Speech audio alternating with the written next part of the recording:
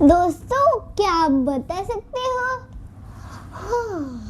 जब आप जाम्बाई लेते हो तो दूसरे लोग ऐसा क्यों करने लगते हैं? ये इसलिए होता है कि जाम्बाई कॉन्टेजियस होती है। मतलब अगर आप किसी को जाम्बाई लेते देखते हो तो आपका ब्रेन भी वही कॉपी करता है। ये हमारे बॉडी का नेचुरल रिएक्शन है और ये दिखाता है कि हमारे ब्रेन दूसरों को किस तरह कनेक्ट करता है। कमर के नहीं ऐसे यूनिक वीडियोस के लिए हमें